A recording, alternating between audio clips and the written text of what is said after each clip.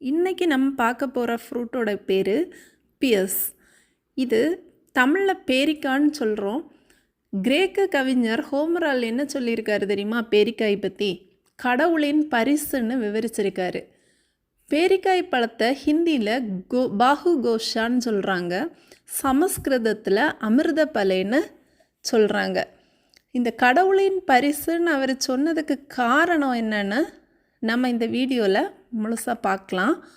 கண்டிப்பாக வீடியோவை ஃபுல்லாக பாருங்கள், பியர்ஸ் பற்றி உள்ள நன்மையை தெரிஞ்சுக்கோங்க. இப்போ வீடியோக்குள்ளே போகலாம்.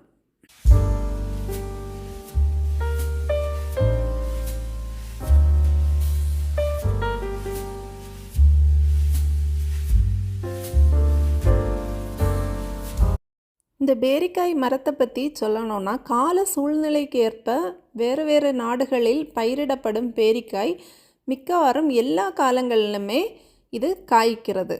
பேரிக்காயோடைய குடும்ப பெயர் ரொசாசியே. இந்த பேரிக்காய் மிதமான பகுதிகளின் ஒரு பொதுவான பழம். இதோடைய தோற்றம் மற்றும் வளர்ப்பு 2 வெவ்வேறு புள்ளிகளில் உள்ளது. சீனா மற்றும் ஆசிய மைனர் மத்திய கிழக்கு வரை இருக்குது. இது உலக அளவில் 5வது பரவலாக உற்பத்தி செய்யப்படுற ஒரு பழமாக இருக்குது.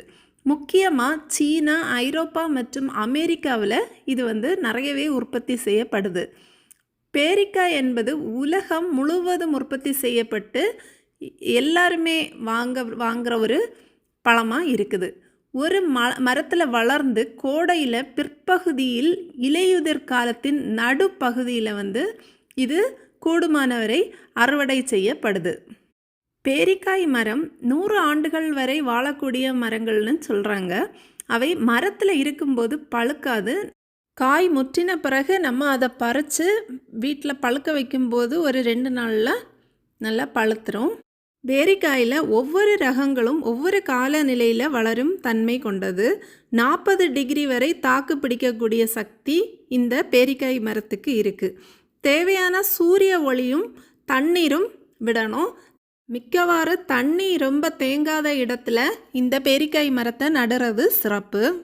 மற்ற செடிகளை மாதிரி தான் இந்த பேரிக்காய் மரத்துக்கும் பூச்சிகள் அரிக்க நிறைய வாய்ப்பு இருக்குது. அதற்கு ஏற்ற செயற்கை மருந்துகளும் கடைகளில் நிறையவே கிடைக்குது. இயற்கை மருந்துன்னு சொல்லணும்னா, உழவர்கள் என்ன சொல்கிறாங்கன்னா, மட்கின காய்கறி கழிவுகளை வைத்து அதை கூழ் மாதிரி அந்த இதில் தெளித்து விட்டால் அந்த பூச்சிகளுடைய தொல்லை நமக்கு குறைவாக இருக்கும். மற்றும் தொழு உரமும் போடணும்னு சொல்கிறாங்க.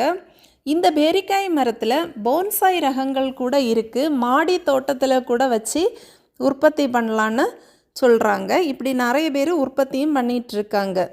முதலில் இதில் சத்துக்கள் எவ்வளவு இருக்குதுன்னு பார்த்துடலாம். இதோடைய நியூட்ரிஷன் காம்பனன்ட்ஸ் பார்த்தோன்னா, கார்போஹைட்ரேட் 15.1 கிராமும், sugar 9.69 gram, fibre 3.1 gram, protein 0.38 gram, fat 0.16 gram. இவ்வளவு நியூட்ரிஷனல் காம்பனன்ட்ஸ் இதில் அடங்கியிருக்கு. அதில் வைட்டமின்ஸ்னு பார்த்தீங்கன்னா vitamin C, vitamin B6, vitamin A எல்லாமே இருக்குது. பேரிக்காயின் குணநலன்கள் என்னெல்லாம் இருக்குன்னு உள்ளதை நம்ம டீட்டெயிலாக பார்க்கலாம். பேரிக்காயின் குணநலன்களை பார்க்குறதுக்கு முன்னாடி பேரிக்காயோட பண்புகளை நம்ம பார்த்துருவோம்.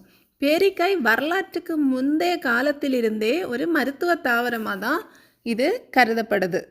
பேரிக்காயோடைய பண்புகள்னு பார்த்தோன்னா, இது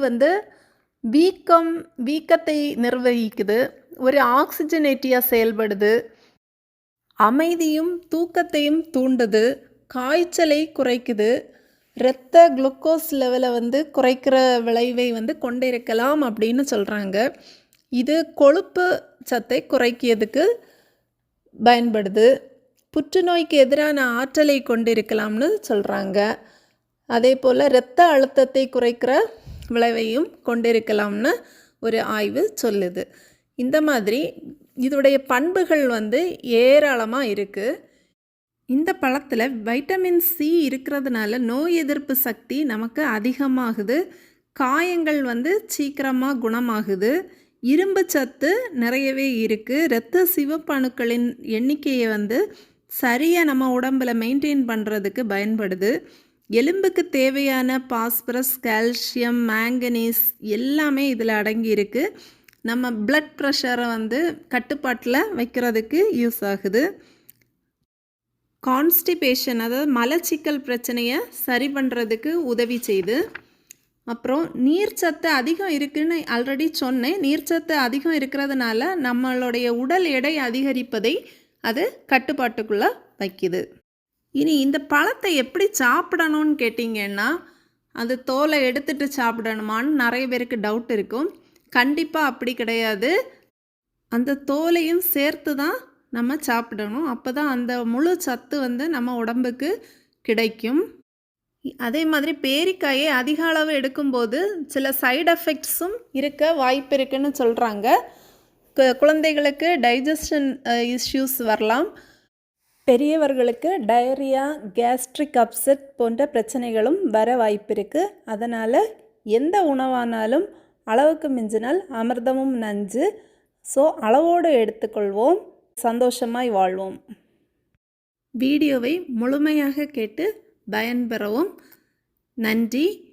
வீடியோ பிடிச்சிருந்தா லைக் பண்ணுங்கள், ஷேர் பண்ணுங்கள், சப்ஸ்கிரைப் பண்ணுங்கள்.